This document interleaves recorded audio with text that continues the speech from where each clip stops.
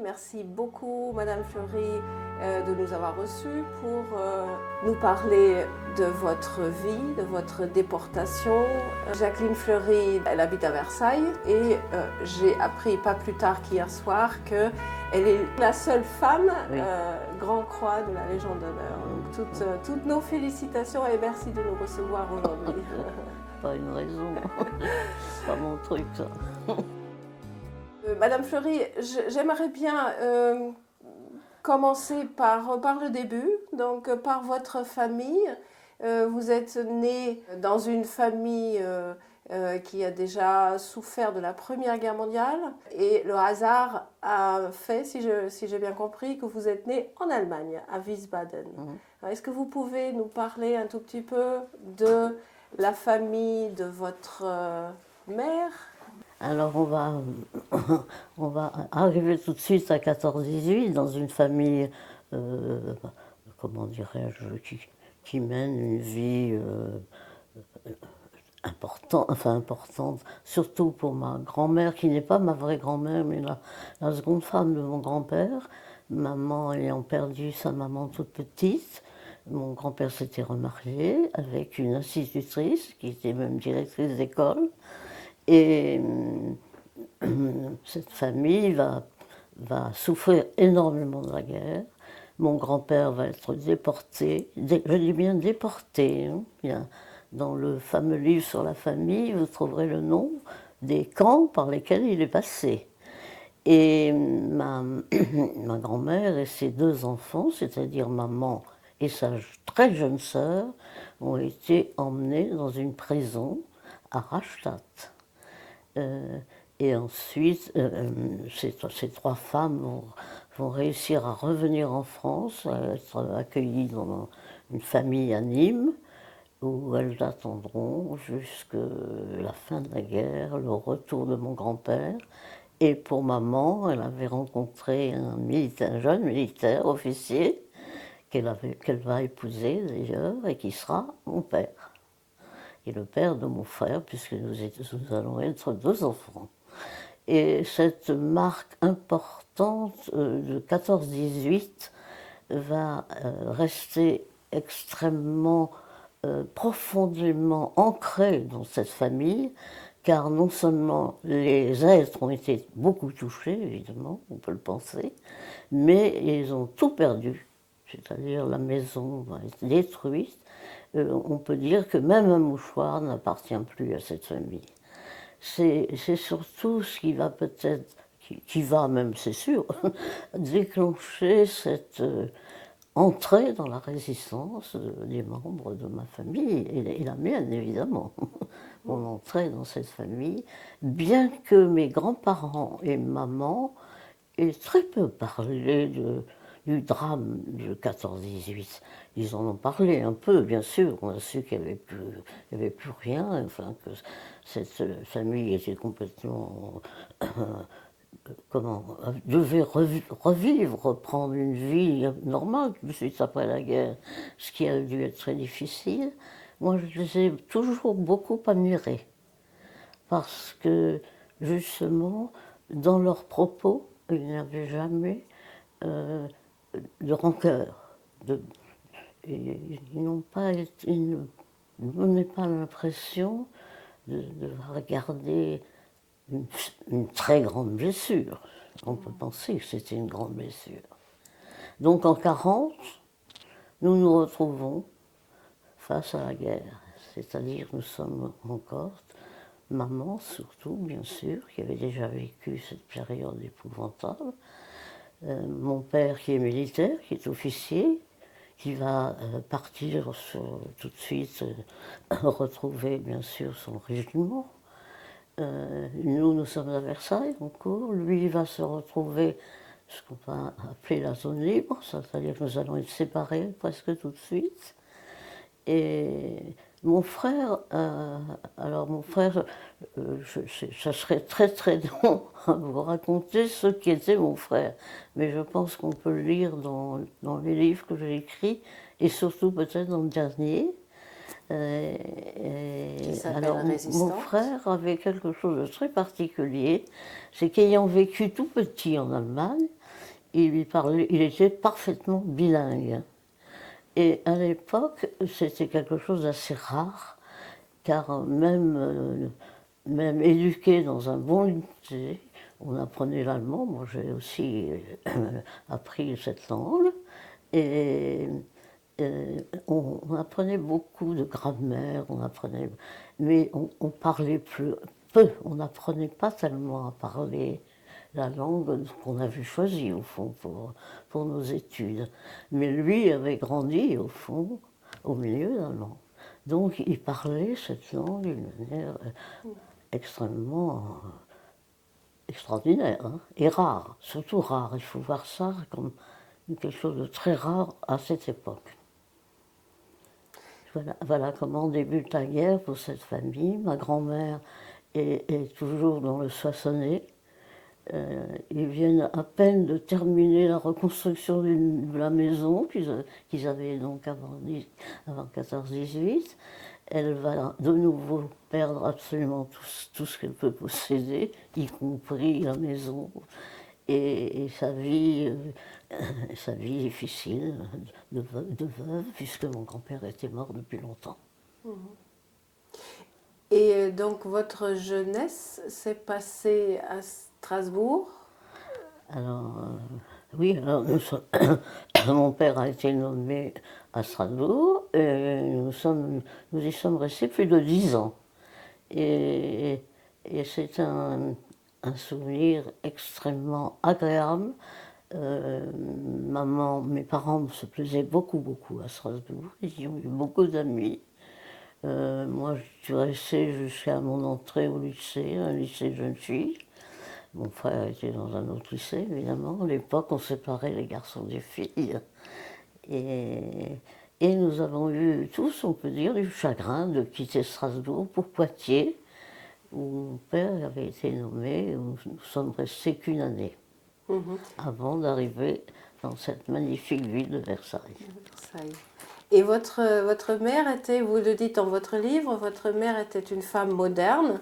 Elle conduisait une voiture, ce qui était extraordinaire à l'époque. Elle s'était coupé les cheveux. C'était très rare aussi. Et pas toujours très bien vu. Et c'est donc que vous avez grandi dans une atmosphère familiale très agréable et très ouverte, ouvert vers des idées nouvelles, j'imagine, avec une mère qui s'affirme comme ça. Vous avez été au lycée, donc mais ça c'était normal à l'époque en France? Alors pour les filles, ça c'était pas très courant. Non, pour les filles, non.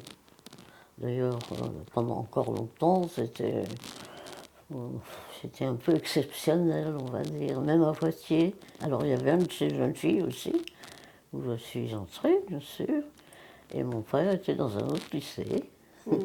Et quand nous allons arriver à Versailles, c'est pareil, il y a encore cette séparation garçon et fille.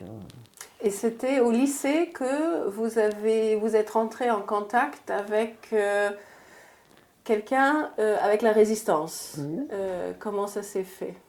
Alors, j'avais un professeur de lettres qui était tout au début de la résistance, hein, ça, on va dire 40. Hein.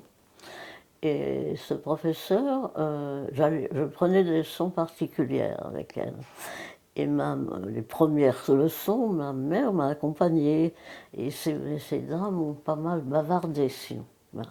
Et ce contact, il s'est fait au fond par l'intermédiaire de mademoiselle Binot, on lui donnait un nom, puisqu'elle en avait un, et maman, qui ont parlé de ces débuts de la guerre, de ce qui commençait à se passer, enfin, ce contact important qui va m'accrocher. Je vais faire quelques actions, très peu, mais pour ce professeur, notamment aller à Paris, chercher des renseignements, les lui rapporter, etc. Cette prof du lycée vous a mandaté de quelques actions. Est-ce que vous saviez, enfin, vous aviez conscience que c'était en rapport avec la résistance ou c'était camouflé derrière des va me chercher, Non, je pas sais du pas. tout, je savais ce que je faisais. D'accord. Donc c'était déjà très Oui, je savais ce que je faisais. consciemment Oui, des actes de oui, résistance. mais j'ai toujours pensé, je le pense encore d'ailleurs, que sans avoir eu beaucoup de comment dirais-je, ce que pouvaient raconter nos parents, grands-parents sur ce qu'ils avaient vécu pendant 14-18, sans en entendre parler beaucoup, le peu que nous avions entendu, nous avait, quand je dis nous, c'est mon frère et moi, nous avait un peu préparé à cette entrée dans la résistance. Je pense que c'est ça. Il y en a d'autres qui sont rentrés pour d'autres raisons. Mais nous, c'est un héritage familial, on va dire. Je pense. Et je le pense encore.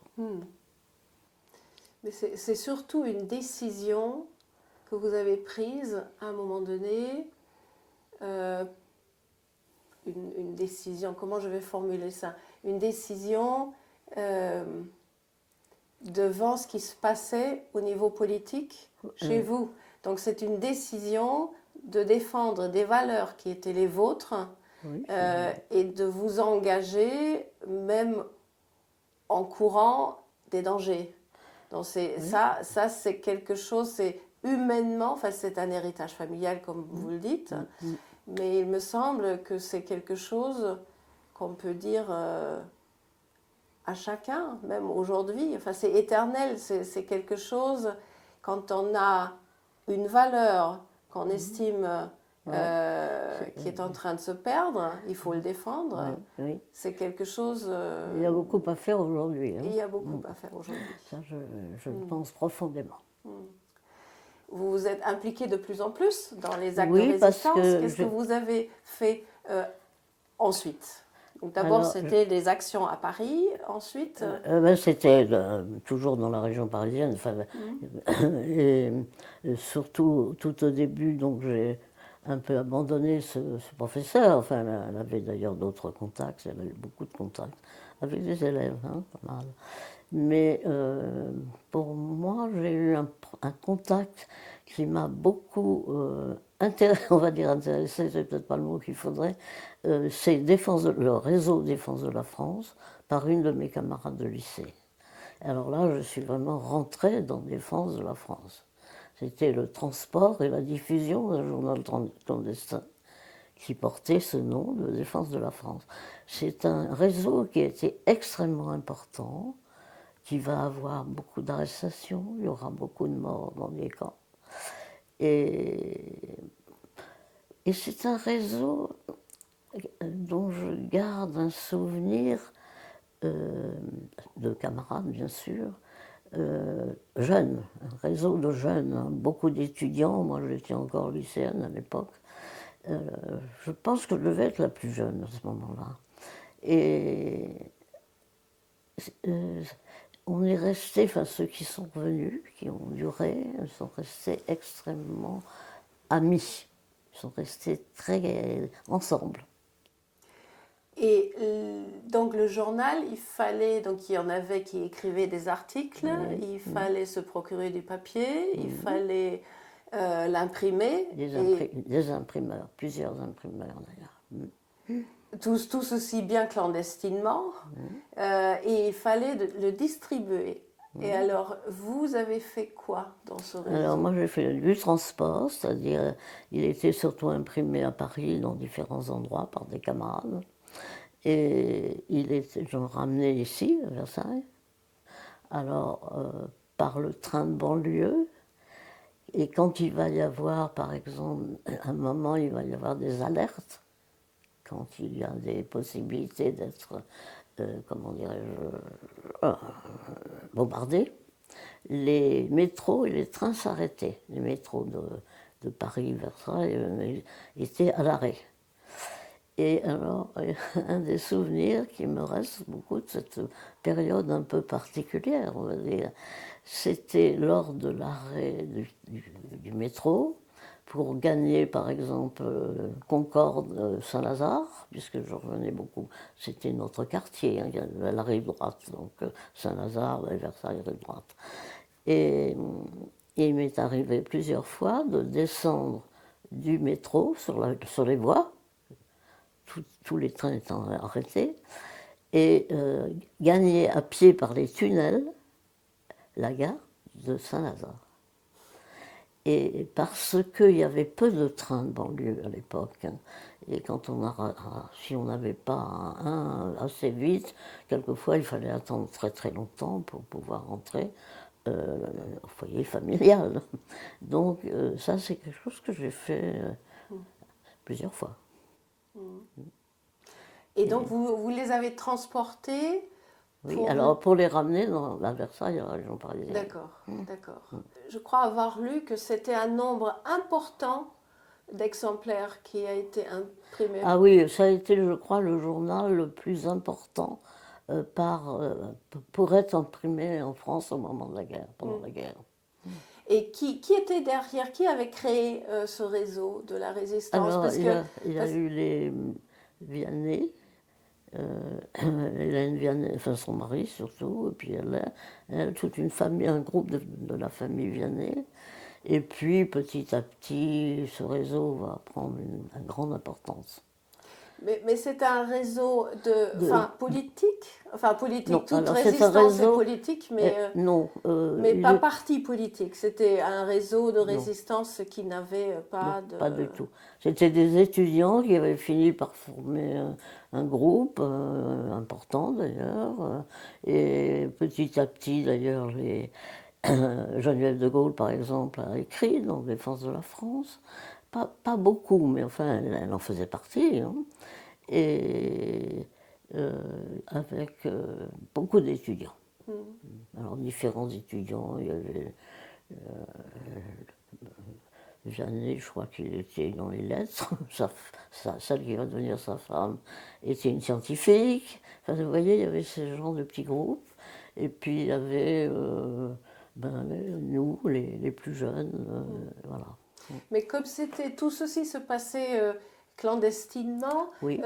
vous connaissiez... Très peu de monde. Il fallait connaître peu de monde. Voilà, j'imagine. Pour éviter justement les arrestations à plusieurs. Moi, ici à Versailles, j'avais eu un premier contact avec André Assier-Besse,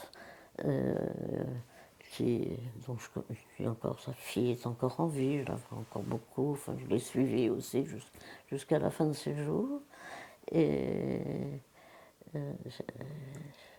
oui, mais c'était un très gros réseau, hein, et très important, et surtout dans le Lyonnais. Il y a eu un moment, c'était vraiment le socle du réseau. Je crois avoir lu dans votre livre que ce journal Défense de la France a été repris et relancé après la guerre. Il existe encore aujourd'hui? Non. Non? Non, Non, mais c'était relancé sous le nom de François, il me semble. Oui, c'est ça, c'est François a découlé de Défense de la France. Voilà, et c'était un journal, un quotidien important. Ah oui, oui, oui, ça a été un pour toute la quotidien, France. oui, qui a duré un bon moment d'ailleurs. Je ne saurais pas vous dire combien de temps, enfin, il a duré assez longtemps.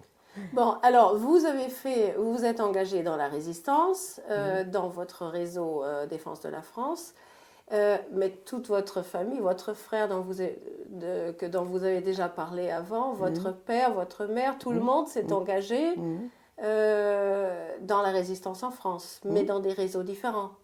Ah oui, alors d'abord mon père était d'abord en zone libre, hein, il y a eu ces 2 zones jusqu'à novembre 1942. Et il va nous rejoindre à Versailles, donc il va revenir à Versailles en 1942. Il est, comment dire, il n'est plus militaire, il n'est plus rien à l'époque, hein, on les met comme ça, débrouillez-vous, hein.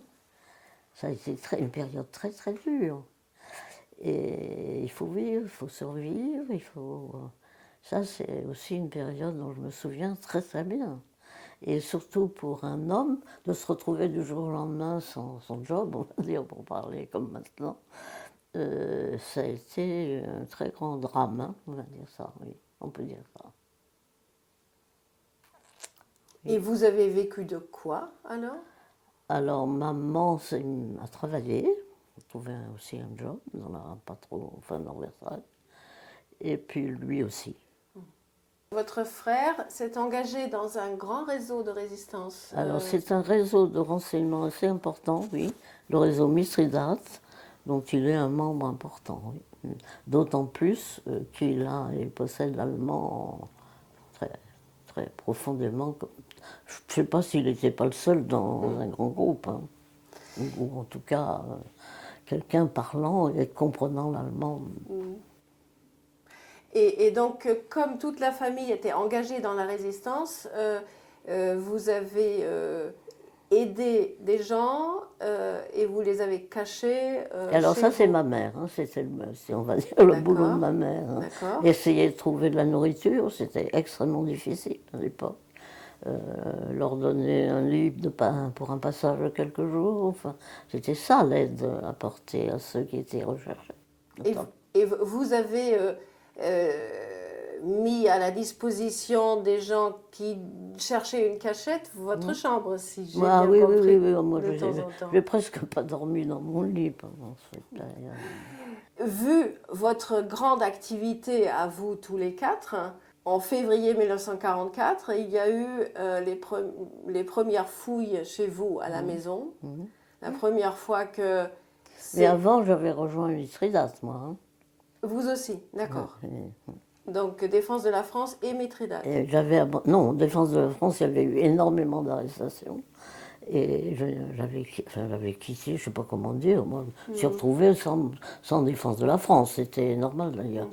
Et j'avais rejoint mon frère dans le réseau Mithridate. D'accord. Et donc là, vous avez fait quoi?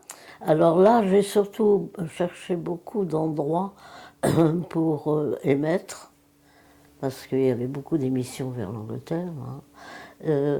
Des endroits aussi pour cacher les personnes. Ça faisait un peu un tout. Hein. Vous savez, il n'y avait pas une limite comme ça.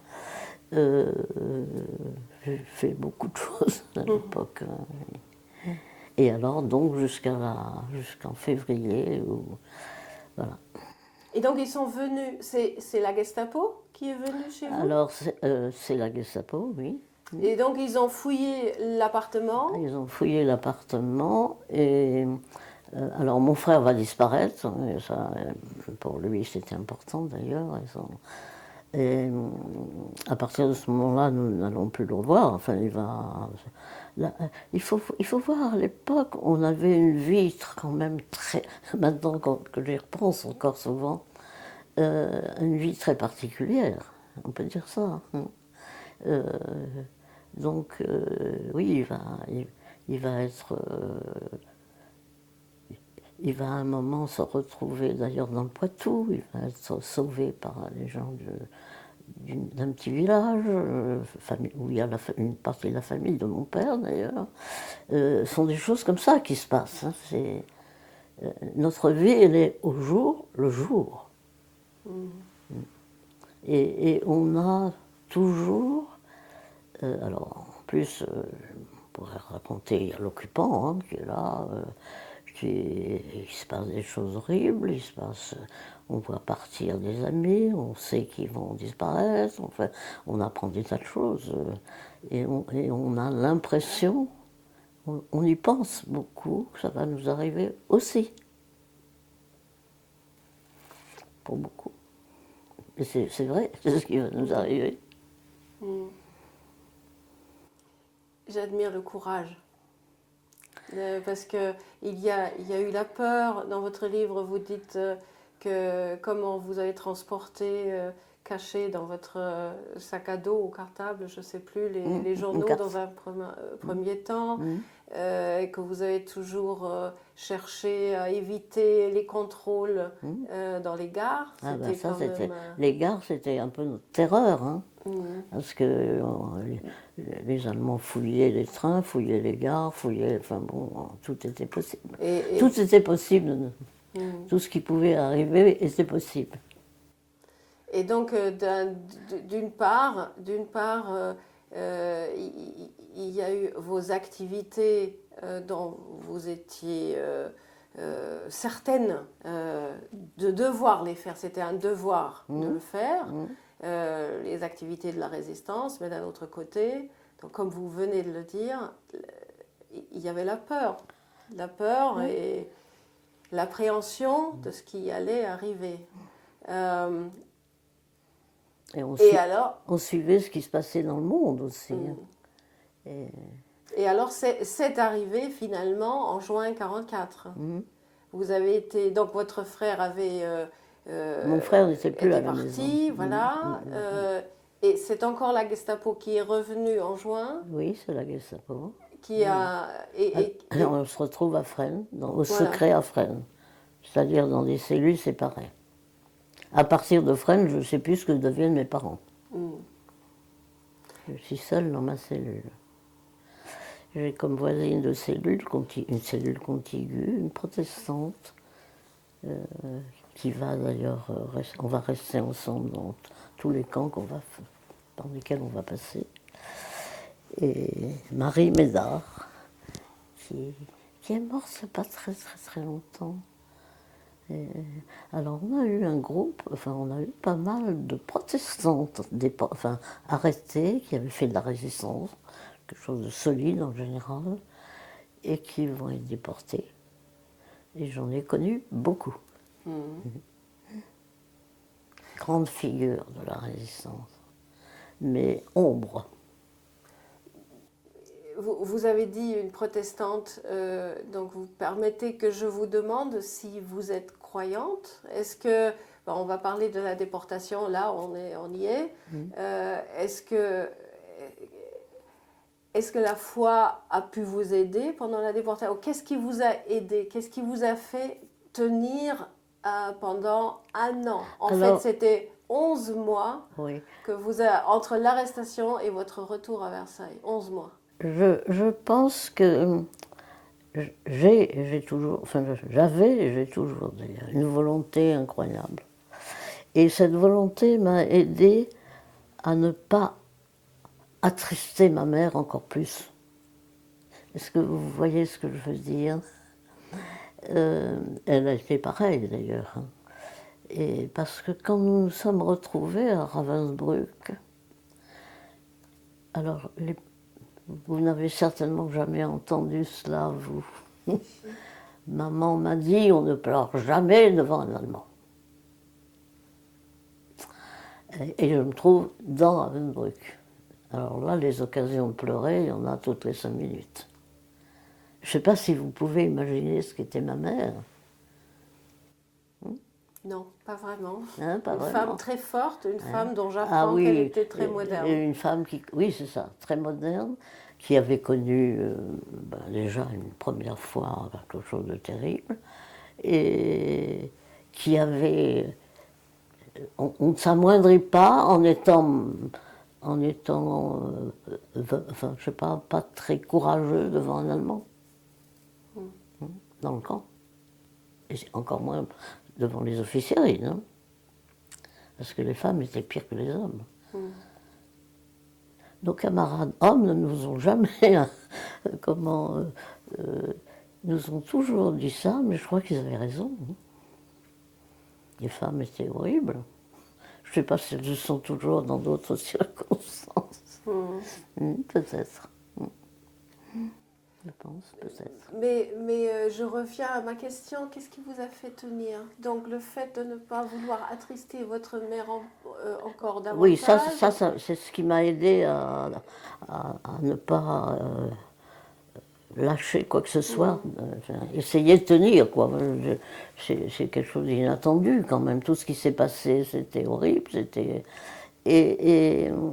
et au fond de moi-même, je savais que maman serait encore plus, peut-être, plus proche de la mort en me voyant, moi, devenir quelqu'un de un peu pas très courageux. On va dire ça comme ça. Je ne sais pas comment l'expliquer. La foi alors, parce que j'avais demandé pour la protestante. Personnellement, je ne dirais pas que... Oui, enfin, on était catholiques, pratiquants. On a fait beaucoup de scoutisme, mon frère et moi. Très encouragés d'ailleurs par nos parents, qui trouvaient que c'était très bien le scoutisme. Et ça m'a peut-être beaucoup aidé aussi d'ailleurs, hein, sûrement. Et puis il y avait beaucoup, autour de moi, j'ai eu surtout de très bonnes camarades qui étaient extrêmement croyantes, la prière, etc. Ça comptait beaucoup. En réalité, ce n'était pas mon cas. Je ne peux pas dire que ce soit ça qui m'a aidé. Plus j'y pense, plus je peux le dire. Alors c'était plutôt le contact avec les camarades, Oui, c'était la il y a eu solidarité. ça qui a été très important. Je pense que s'il n'y avait pas eu cette solidarité, quelque chose qui va devenir... Moi, je dis toujours que je n'ai pas trouvé d'autre nom que sœur, mais il y a sûrement un nom beaucoup plus fort que sœur. Pour certaines, hein, pas évidemment pour... Mais enfin, moi, j'ai des amis qui me manquent horriblement. J'ai des camarades avec qui je téléphonais, on se téléphonait tous les jours. Est-ce que vous pouvez, l'une et l'autre, imaginer cela? Probablement pas. Pas à ce point-là, en tout cas. Non, non. Et- De toute façon, j'avais dit tout à l'heure en 11 mois. Donc il y a 11 mois, c'est le chiffre 11, mais derrière les 11 mois se cachent 11 fois 30 jours, fois 24 heures, fois 60 minutes, soit 60 secondes. Et il fallait tenir chaque seconde. Donc c'est au quotidien que c'était le plus difficile de ne pas baisser les bras. Au quotidien, même chaque instant. Enfin, comment pendant ces 11 mois, on ne perd pas l'espoir.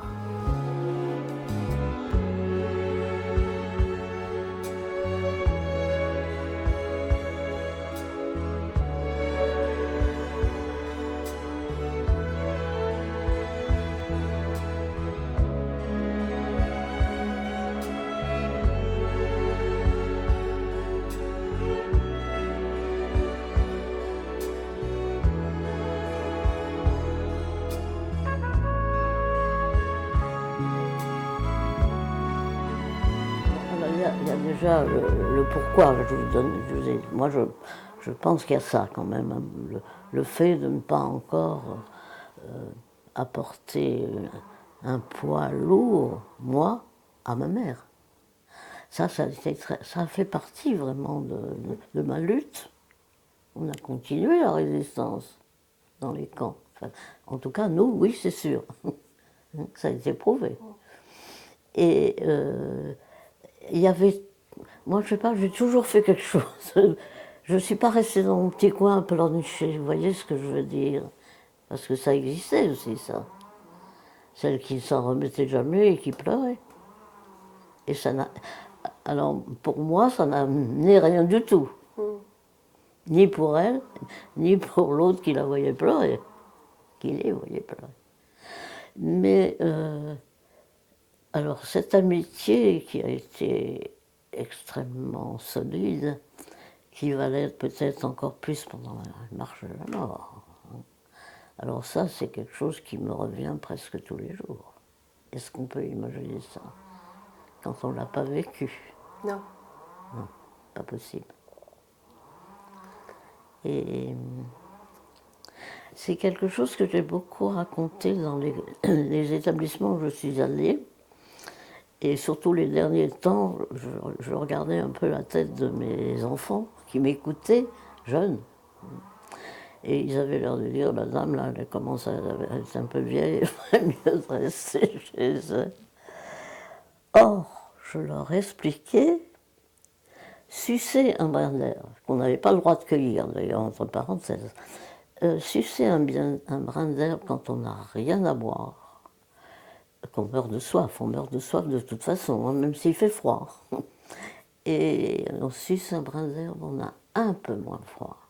Donc partager un brin d'herbe que vous avez arraché, cueilli, enfin, en risquant peut-être votre peau, Je pense, moi, pour moi en tout cas, c'est le plus grand acte d'héroïsme que j'ai jamais vu. Je ne sais pas si vous croyez que j'ai raison. Enfin, un peu raison. Enfin, c'en est un.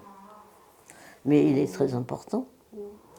Mais ne serait-ce que pour arracher ce brin d'herbe, Non, il non, fallait en courait un risque. oui. Normalement, c'est interdit. On n'avait pas le voilà. droit de toucher à quoi que ce soit, nous. Alors, C'est- même une pierre ou un bout de, je sais pas, un brin d'herbe, un morceau d'arbre, enfin un morceau de branche.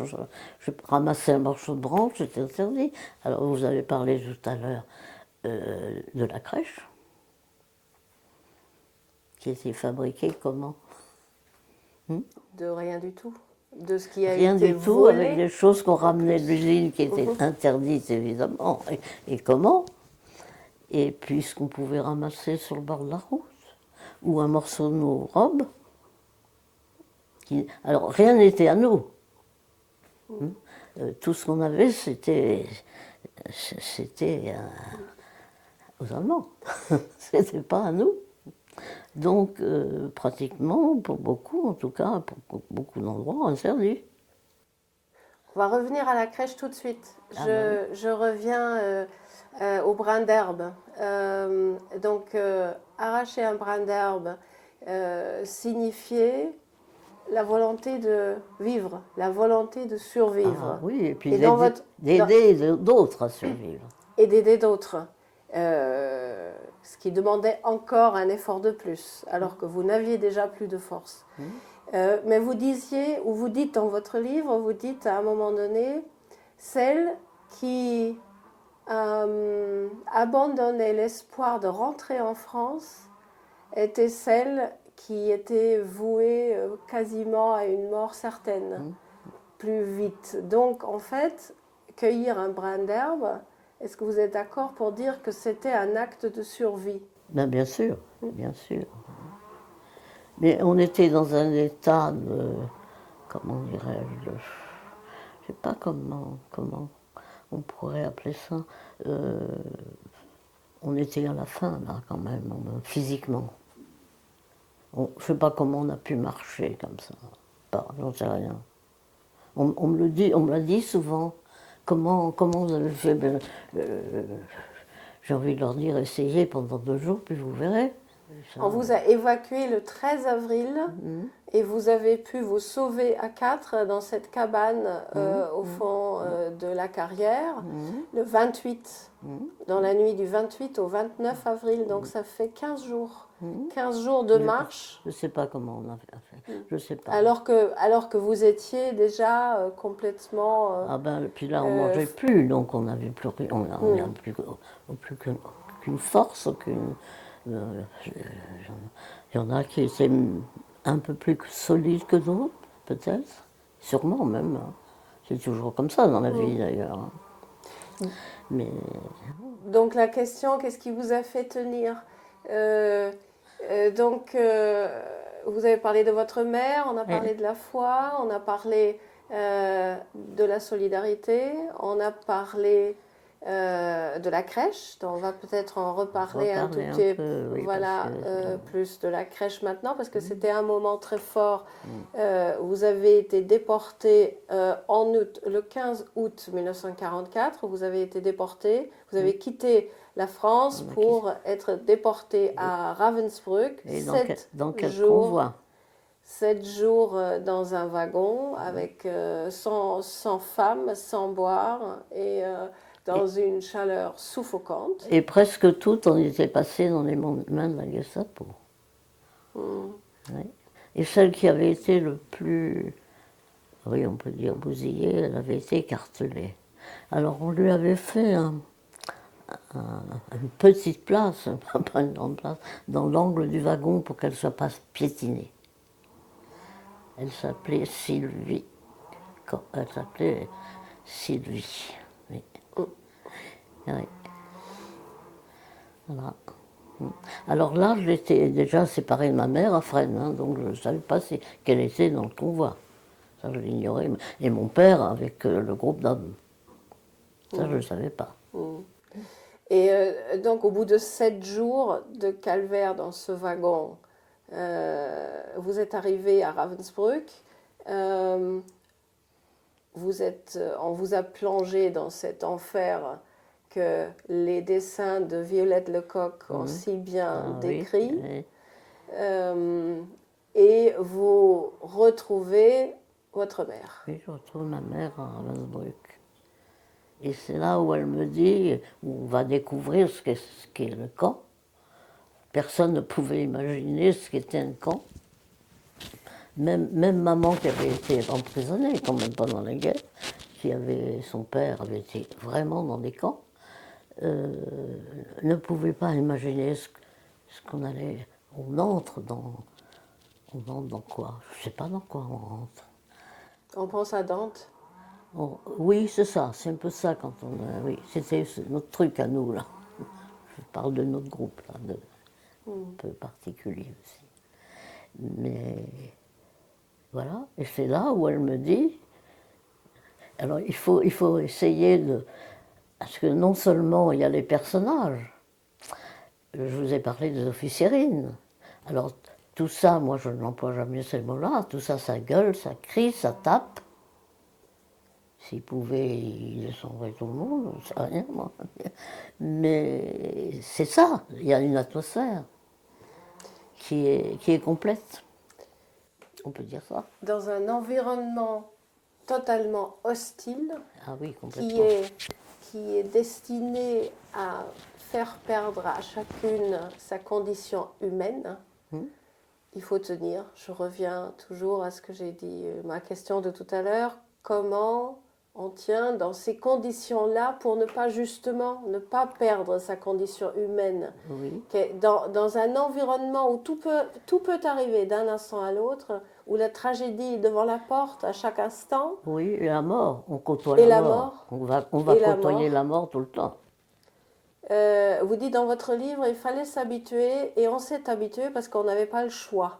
Oui, c'est vrai. Vous avez pu tenir parce que vous êtes, enfin, dans le groupe dans lequel vous étiez avec votre mère, vous êtes résistante. Donc, Ça a été très important. Le fait d'avoir été au fond dans notre convoi, on était presque tous des résistants. Même du côté des. Enfin, il y avait les wagons des hommes, les wagons des femmes. Et dans l'ensemble, je ne sais pas si les Français ici, s'ils ont cherché quelque chose là-dessus pour avoir une idée. Mais pour nous, ce convoi était un convoi de résistants. Voilà, ça je peux le dire. ce qui a permis une certaine entente, une certaine solidarité. Je pense qu'il y avait quelque chose de pareil. Hein. Ouais. On sortait aussi de quelque chose de pareil. Cette résistance, vous l'avez apportée dans les camps. Oui.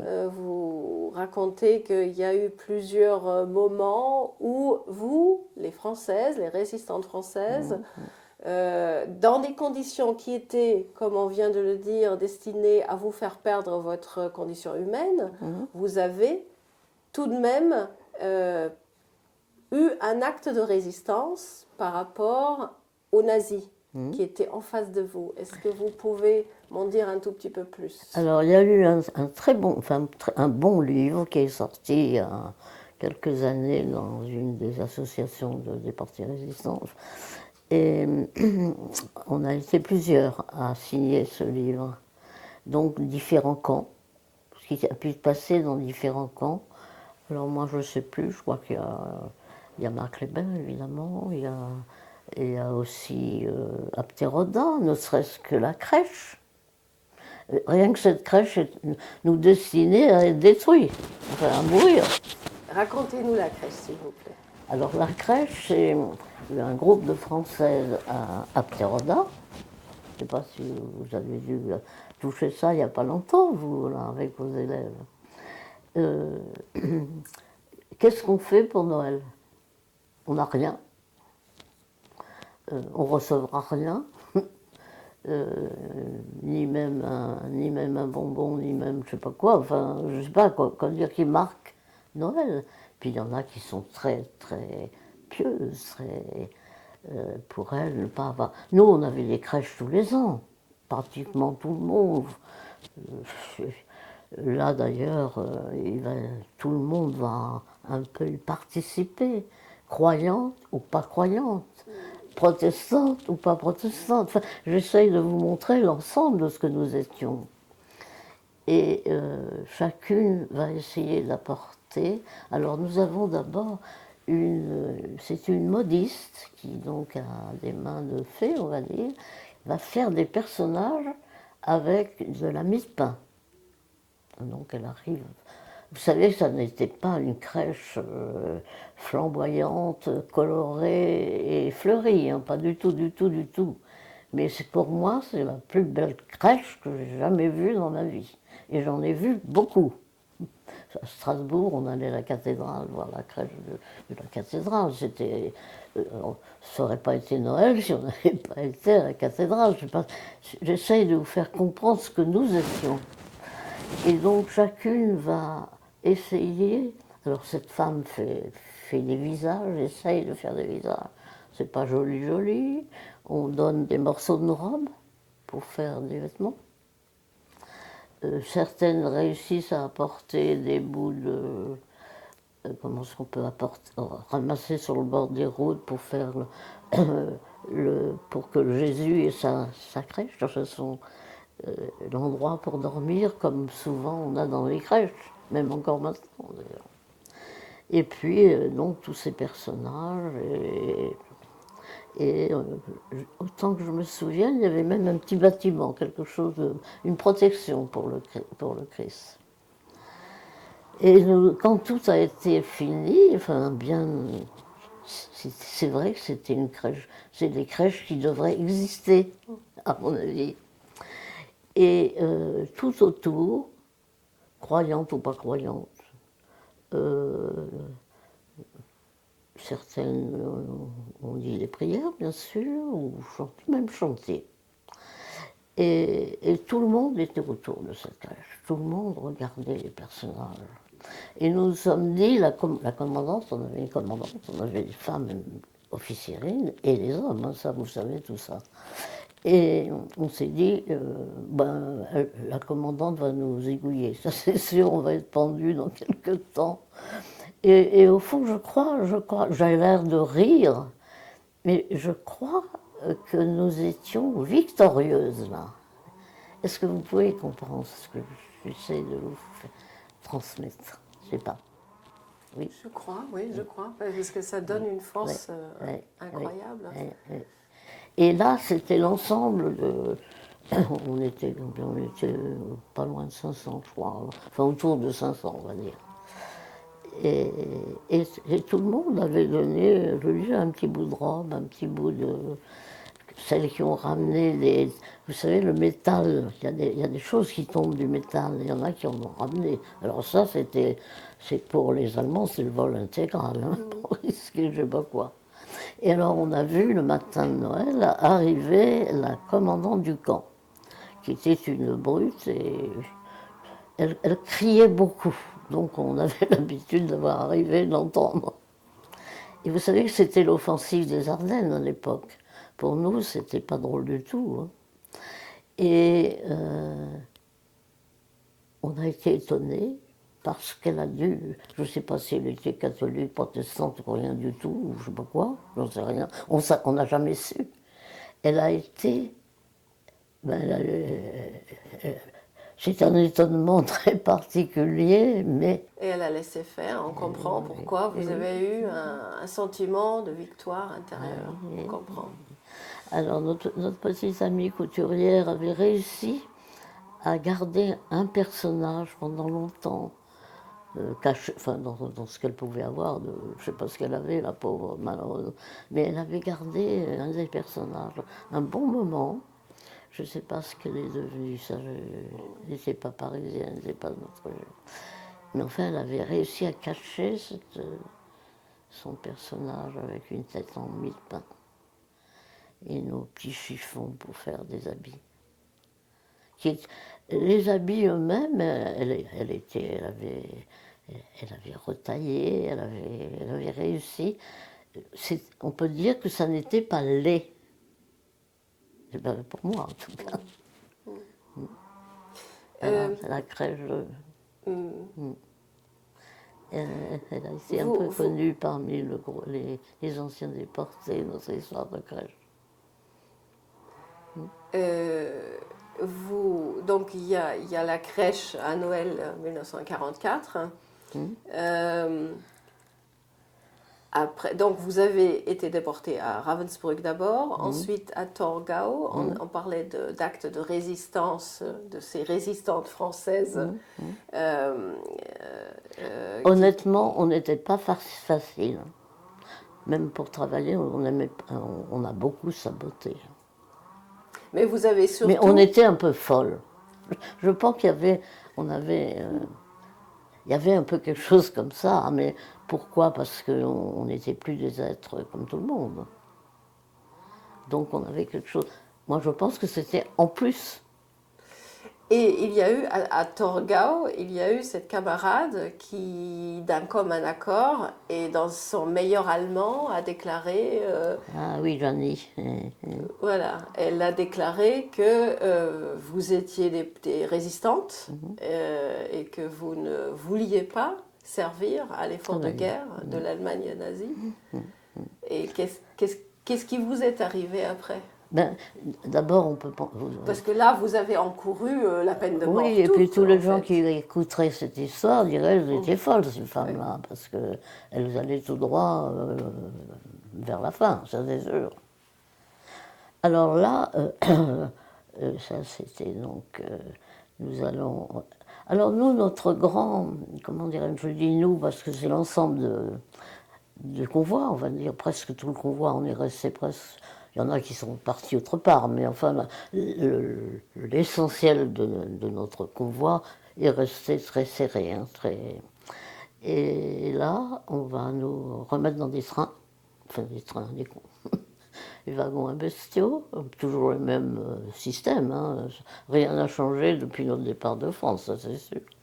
Et on va se retrouver donc dans un autre camp qui s'appelle Abteroda. Voilà.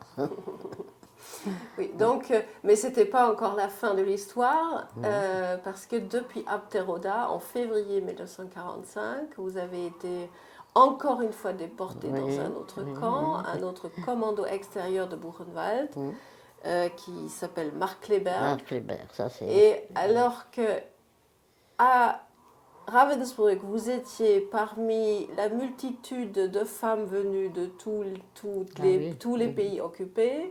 À Torgau, vous étiez les Françaises entre vous. À Abteroda, c'était le convoi des Françaises. Là, Markkleeberg, vous vous retrouvez avec des juives hongroises, polonaises aussi.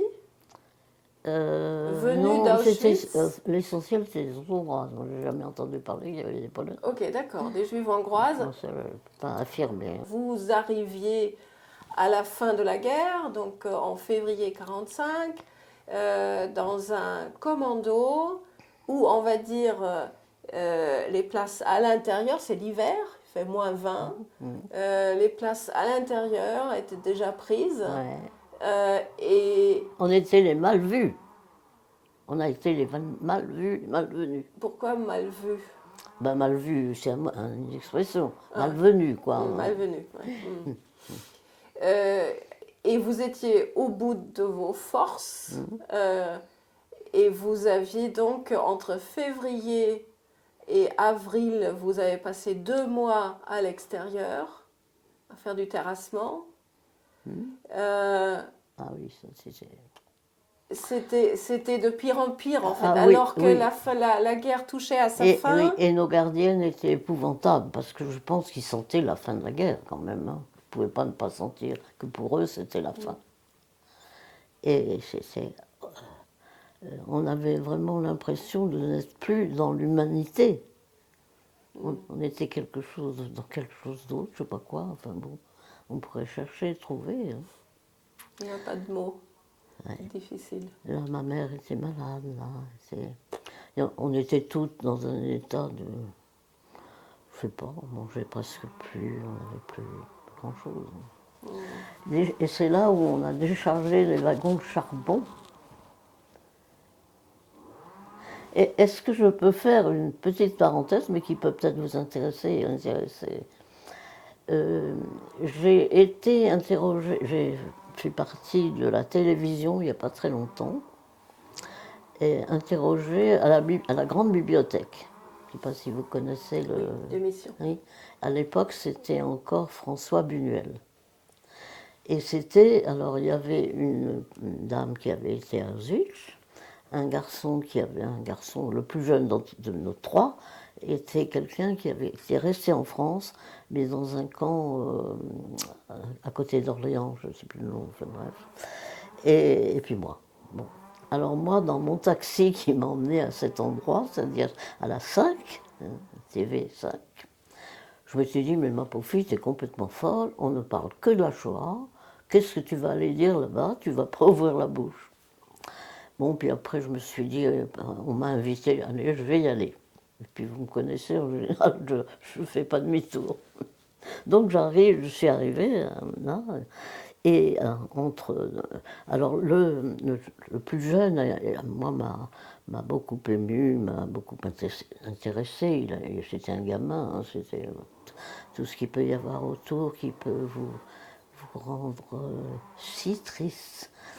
Et puis cette dame qui a eu la parole et qui a perdu les pédales. Alors, elle était perdue, elle racontait je ne sais pas quoi, elle était je ne sais pas où, et elle me posait des questions en plus.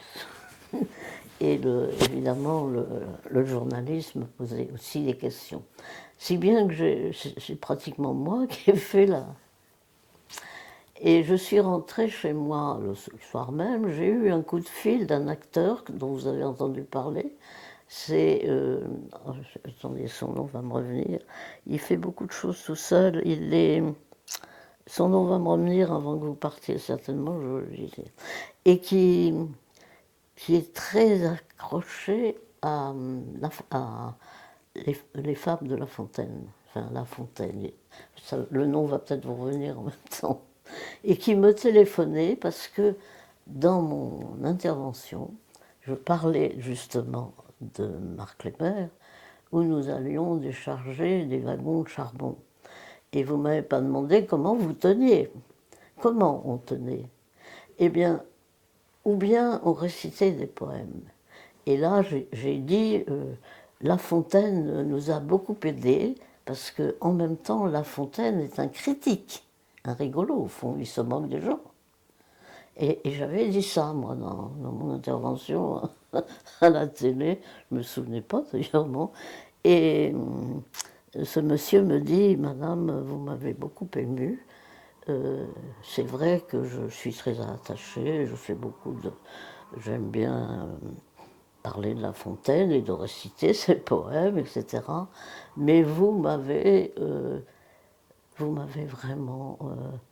j'aurais jamais pensé que les femmes de La Fontaine auraient pu aider les déportés, qui déchargeaient des wagons de charbon. Je sais pas si vous imaginez ce que c'était pour nous. Soulever une pelle, c'était déjà presque impossible. Mais ils étaient fous. Soulever une pelle avec même deux morceaux de charbon pour les passer par-dessus le bord, c'était pratiquement impossible.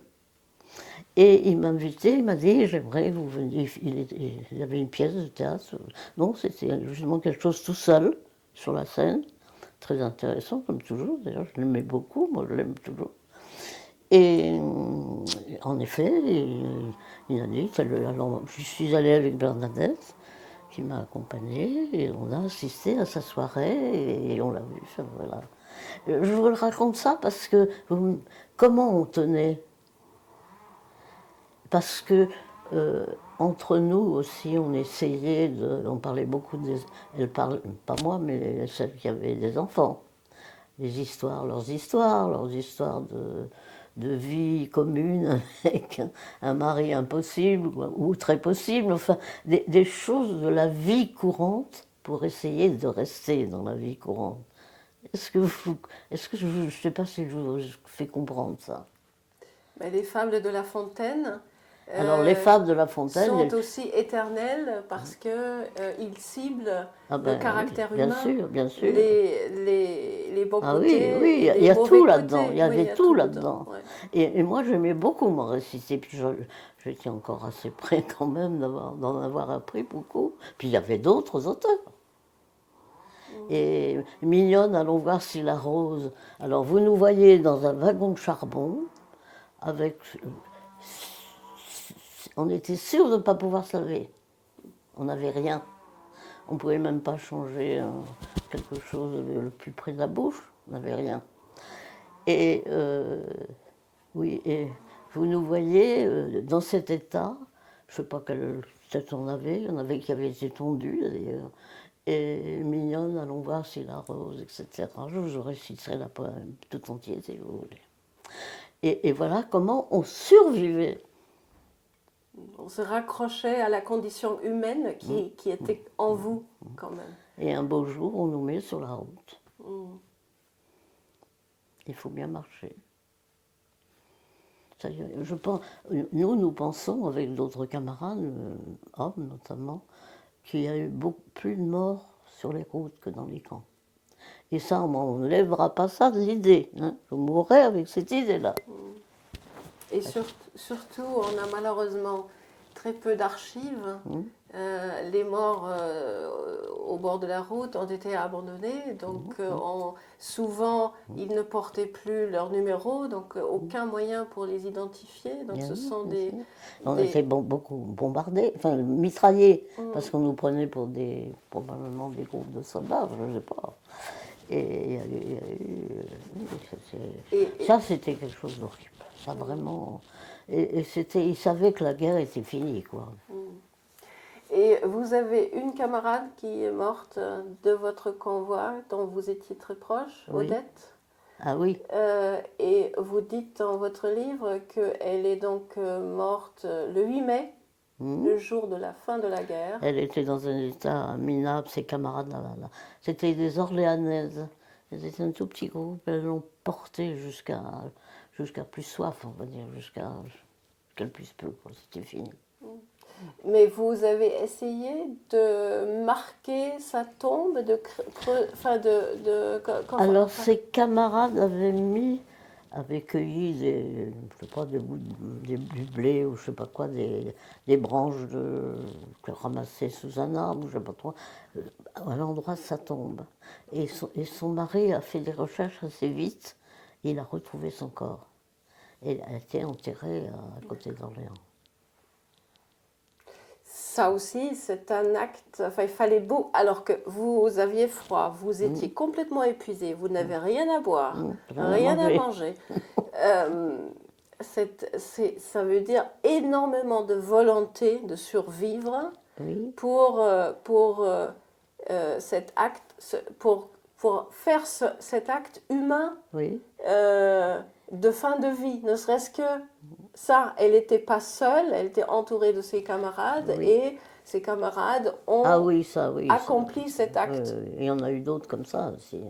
humain de lui donner une tombe avec les moyens. Oui. Elles avaient réussi déjà à l'enterrer, pratiquement. Enfin, c'est pas un vrai, c'est pas très profond, c'était pas ça, mais ça l'a protégée un peu de la route. Oui. Il y en a une qui a été ramenée à Versailles aussi, une de mes camarades, qui est morte sur la route, qui est enterrée dans le cimetière de mon quartier. Alors vous étiez vraiment, on va dire, au fond du gouffre. Ah oui, ça. Au fond, enfin, vraiment, on ne pouvait pas plus bas. Vous étiez donc. Enfin, vous avez. Maman était encore pire que moi. Enfin, j'ai encore plus. Elle n'était pas très âgée, ma mère, elle n'avait pas 50 ans. Mais on était. Je pense qu'on n'aurait pas vécu bien longtemps. Je pense que là, c'était. Et donc, dans un dernier acte, on va dire, de résistance, ou dans un dernier acte de survie, vous avez décidé de quitter la colonne et de vous réfugier dans une cabane. Oui, à Königstein. Königstein. Bord de l'Elbe. Voilà. Ah, je vois encore le Königstein, c'est une belle forteresse. Hein. Immense. Mm. Il existe toujours, je suppose. Oui, oui, il existe toujours. Oui, oui. Un musée, je crois. Ah oui, il y avait tous les prisonniers de gros niveau, enfin, les colonels, les généraux, etc. Il y avait beaucoup de... Et il y avait un camarade de mon père. Ah bon? Mm. Ah Je ne sais oui. pas si je l'ai écrit ça dans un Non. des deux, je sais plus, ou un autre. Mais alors, donc, dans votre cachette, vous étiez 4 Oui. et vous risquiez d'être fusillé tout de suite, Ah bah oui, ça parce que c'était le sort de celle qui essayait de s'évader. mais- Et donc, c'était le 28 avril. peut-être bien, oui, c'est possible, ça, oui.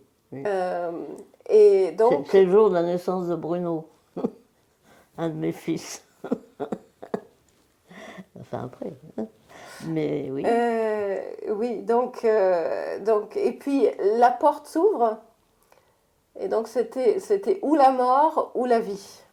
Et en fait, donc, le hasard a fait que c'était les Français qui vous ont trouvé, qui vous ont, enfin, aidé dans les premières, dans les premiers alors, jours, les premières oui, heures alors les après. Français qui nous ont trouvés, c'était les Français qui venaient travailler dans cette carrière, qui ont prévenu le feston.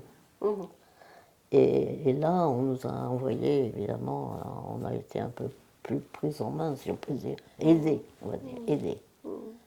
Mais je pense que ces militaires prisonniers, certains depuis longtemps probablement, prisonniers de guerre, donc qui étaient à Königstein, ils ont dû, quand ils nous ont vus, ils ont dû croire qu'ils étaient descendus, je ne sais pas où. Hein.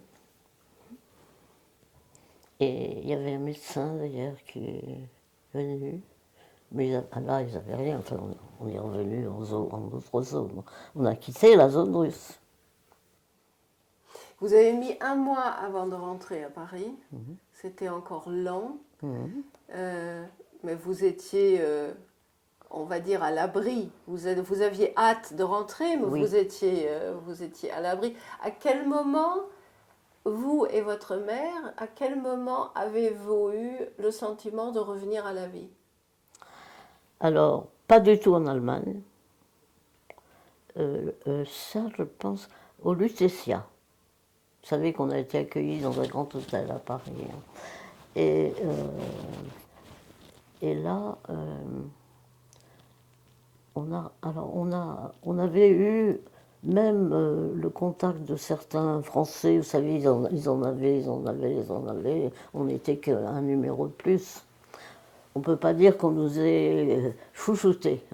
Je vais essayer de vous décrire un peu ce que j'ai pu ressentir. Et on ne nous faisait pas de...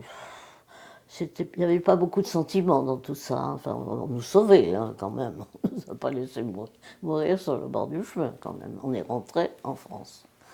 Et au Lutetia, il y avait beaucoup de familles de déportés qui venaient voir si on était rentré, si certains étaient rentrés ou pas.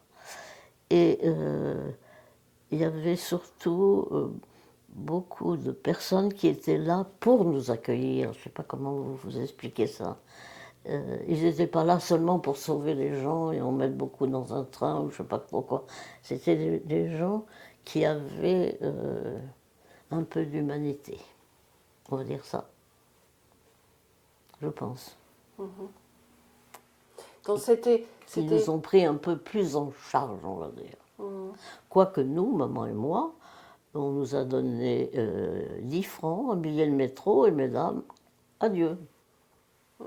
Et on est parti de l'hôtel Lutetia. Et je peux dire qu'on ne savait plus très bien comment rentrer à Versailles. il y a un autre petit passage de votre retour qui m'a frappé en lisant votre livre. Vous dites que à l'hôtel Lutetia, on vous a attribué une chambre, une belle chambre, à vous toutes les deux, chacune un lit, et que votre première réaction a été de vouloir mettre le matelas par terre. On a enlevé les matelas. On n'a pas voulu, on les a enlevés. Pour coucher sur le sommier qui est plus dur. Il y en a qui ont même couché par terre. Hein. On a des camarades qui ont couché par terre. Ça n'a pas dû durer longtemps quand même. Mais bon, pour nous, on avait l'habitude. Et on avait beaucoup à apprendre encore pour revivre. Et puis, il y a cet épisode aussi, dans votre livre, vous dites que à votre retour à Versailles, donc vous alliez vers votre appartement, vous ne saviez pas ce qu'était devenu votre père, vous ne saviez pas ce que vous alliez trouver si votre maison était encore intacte. Et vous m'avez raconté ça déjà il y a 30 ans, je m'en souviens toujours, que vous vous êtes assise sur le trottoir, Sur le bord du trottoir. Et dans votre livre, vous citez votre mère qui vous dit, et je vous cite, qui vous parle d'une phrase baroque. Vous voulez bien nous dire ce qui s'est passé là? Mais ma fille, tu ne peux pas faire ça. Tu es à Versailles. Tu es quand même à Versailles. C'est quand même. J'ai eu l'impression, en lisant cette phrase, j'ai eu l'impression que là, vous étiez vraiment revenu dans votre vie antérieure, du moins théoriquement. Parce que j'imagine que le retour à la vie, ça s'est passé, enfin, c'était beaucoup plus long et beaucoup plus dur. D'ailleurs, à un moment donné, dans votre livre, ceux que nous croisons n'ont aucune idée de l'endroit d'où nous sortons.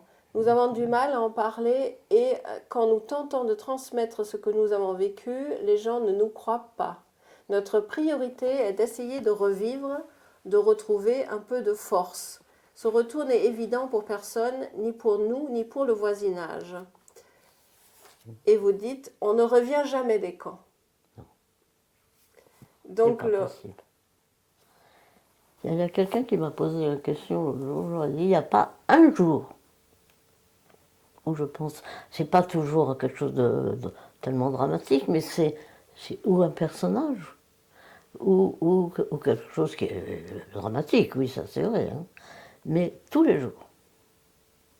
Je ne peux pas ne pas voir ma mère transformée en, je ne sais pas comment dire,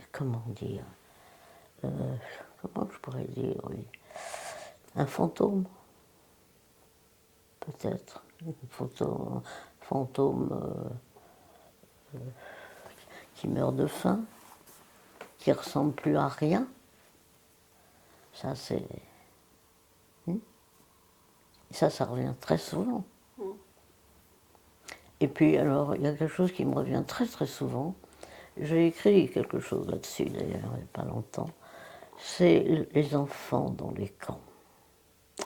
Alors ça, vous savez que j'ai une famille, j'ai des enfants de tous les âges, j'en ai eu beaucoup. Ils ont été petits. L'aîné de mes arrière-petits-enfants a 18 ans et la dernière en a 18 mois. Donc des yeux d'enfant, j'en ai vu beaucoup, j'en vois encore beaucoup d'ailleurs, je les rencontre encore. Et très souvent, j'aime regarder mes petits-enfants qui jouent, qui regardent, qui sont heureux, on va dire. Hein. Et ce sont les enfants de Ravensbrück qui se mettent entre eux et moi. Est-ce qu'on peut imaginer ça?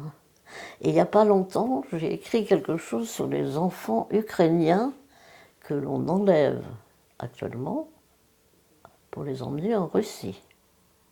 Merci, monsieur Poutine et compagnie. Et moi, j'ai trouvé que dans le monde, actuellement, dans le monde, il y a quand même peu de personnes qui s'élèvent contre ça.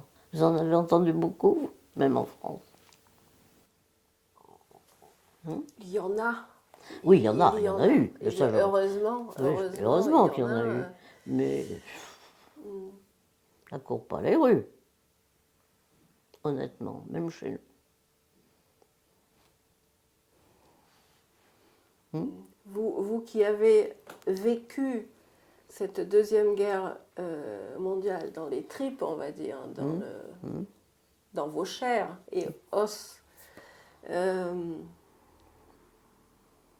voir ce qui se passe aujourd'hui dans le monde, je crois qu'on n'imagine pas à quel point c'est déjà insupportable pour quelqu'un qui aime la paix comme nous, mais quelqu'un qui, comme vous, a connu l'envers de la médaille, a connu la guerre et tout ce que ça veut dire. Je trouve que le monde comment va vous supportez très ça? mal, très très mal. On a, même chez nous, puis on a l'impression qu'il va se passer quelque chose de dramatique, peut-être demain, demain ou après-demain. Je trouve que les politiques ne sont pas à la hauteur, chez nous non plus d'ailleurs, et dans beaucoup d'endroits. Quand on voit les Israéliens et les Iraniens qui vont se détruire, et qui n'ont qu'une idée, c'est se détruire d'ailleurs. Alors qu'au fond, moi j'ai quand même 800 ans il n'y a pas longtemps, et j'essaye de me souvenir ce qu'était la vie quand j'avais 2 ans, 3 ans, parce que j'ai une mémoire d'éléphant, alors ça c'est embêtant. Hein. Et la vie était pas extrêmement facile, mais au moins il y avait quelque chose. On avait l'impression, enfin moi ce dont je me souviens, et même quand j'ai grandi un peu, quand on habitait Strasbourg, que les gens ont envie de paix. Et qu'on peut arriver, je ne dis pas que tout le monde peut vivre à l'Élysée, hein, c'est pas ça, mais tout le monde pourrait actuellement manger à sa faim. Or, il y a des enfants en France qui meurent qui ont faim, pas s'ils meurent de faim, mais ils ont faim. Et ça, c'est inadmissible, moi je trouve. Alors, de temps en temps, quand je regarde la télé, enfin j'écoute la télé et la radio, j'ai envie de téléphoner à monsieur Macron, pour lui dire qu'il ferait mieux de s'occuper de choses très proches de nous, enfin de nous, pas de moi, plutôt que d'aller à droite à gauche, donner son avis, quelquefois qu'il n'est jamais écouté. Enfin, ça c'est mon opinion, hein, je pourrais en ajouter beaucoup. Mais c'est plus que désolant. Je manque de mots pour décrire Oui, ce que moi je aussi. veux dire. Les conflits qui existent et qui nous entourent, et au lieu de trouver des solutions pour arrêter un conflit, il y en a encore un autre et encore un autre et encore un autre qui s'y rajoutent. Est-ce que vous, qui avez connu les 100 dernières années, est-ce que vous auriez un message à dire? Donc vous dites Macron, il vaudra mieux qu'il s'occupe des choses plus proches. Est-ce que vous auriez un conseil pour sauvegarder la paix? Qu'est-ce qu'on pourrait faire, nous? Qu'est-ce qu'on pourrait faire pour avancer vers la paix, pour arrêter cette spirale? Il y a pas si longtemps que ça, à Weimar, on a entendu une ancienne déportée dire, une Hongroise, dire il faut qu'il y en ait un qui arrête de haïr le premier. Ah ben ça c'est évident, mais quand on voit l'histoire des Iraniens et des Israéliens, moi j'arrive pas à comprendre pourquoi tout d'un coup, est-ce qu'ils vont redéclencher une guerre générale? Et pourquoi? Est-ce qu'ils savent pourquoi? Pas sûr. Je pense que les peuples n'ont pas du tout envie de ça. Mais moi je sais pas, bon, je vais partir bientôt, puis je serai très contente. Mais je pense beaucoup à mes arrière-petits-enfants. Et qu'est-ce que le monde leur prépare?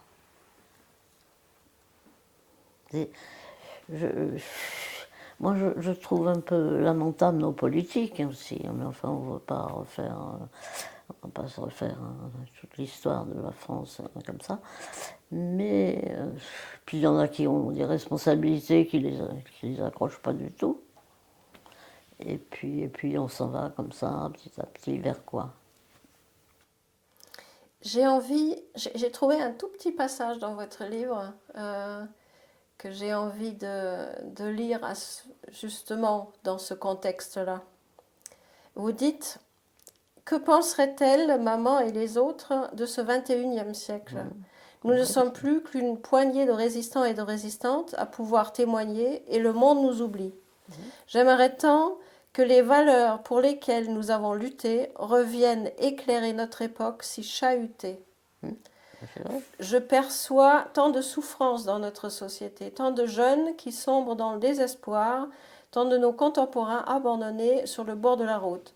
Toutes ces personnes qui dorment dans les rues de villes opulentes et que nous ne voyons plus à force de les croiser. Notre société a besoin de connaître ce que furent nos combats et les valeurs qui les ont portés. Le courage, l'abnégation, la solidarité, le partage. Le partage, c'est un gros boulot, hein. Il y a ça aussi. Vous savez pas? Je sais pas. Si ce que je vous ai raconté, c'était... Ben, enfin, c'est mon histoire, hein. Elle est toujours... Pour moi, elle est toujours là. Vous avez, après le retour, vous avez témoigné toute votre vie, en fait? Ben, d'abord, j'ai créé le concours avec quelques hommes déportés. J'étais la seule femme avec eux. Et pendant plus de 62 ans, j'ai été dans les collèges et les lycées. C'est beaucoup, 62 ans.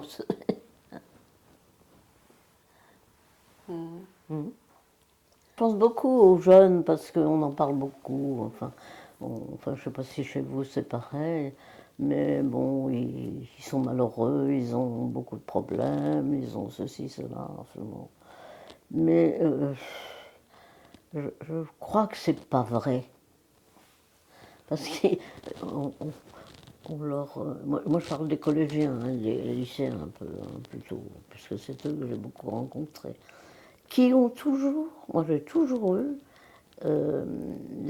même les plus jeunes, j'ai jamais voulu aller dans les classes primaires. Hein. J'ai toujours décrété qu'ils étaient trop jeunes, que c'est pas ça qu'il faut leur raconter. Hein. Bon, je sais pas ce que vous en croyez, ce que vous en pensez. Et oui, je pense que les enfants sont au contraire assez gâtés, je trouve. Ils ont la possibilité d'être instruits, ils ont quand même, je parlais tout à l'heure de certains qui peut-être ont faim, enfin, ça on pourrait très bien parler à ça, hein, ça c'est certain. Et si on les encadrait avec des valeurs, ils sont très attentifs à ce qu'on peut leur apporter, les jeunes, vous savez. Moi, je trouve. Donc, si on ne leur parle que de choses tristes ou de choses néfastes, c'est pas ça qu'ils vont construire leur vie, moi, je crois. Bon, enfin, j'en sais rien, je sais pas ce que vous en pensez vous-même. Voilà. Non, mais je crois que l'enseignement, c'est aussi un tout petit peu ce qu'on avait dit tout à l'heure, c'est que chacun pour soi choisisse la position dans la vie et consciemment, qu'on ne se laisse pas aller et qu'on définisse ses valeurs, ses propres valeurs pour la vie, ce que vous aviez dit tout à l'heure, pour choisir sa position, sa place dans la vie. Oui, et alors, de là découle la responsabilité d'autrui ou les valeurs qu'on définit. Et il n'y a pas que la valeur... Et l'engagement qui en découle. Et chez nous, la valeur de l'argent, c'est ce qui est en premier. Hein. Et ça, c'est un peu dommage, moi je trouve. Je ne dis pas qu'il faut vivre comme je ne sais pas quoi, mais et le partage. Si nous n'avions pas tendu la main à certaines, enfin pas moi forcément, mais d'autres même, tendu la main ou l'épaule pour... Il y en a qui ne seraient jamais rentrés. Hein? Et qu'est-ce que c'est qu'une main tendue?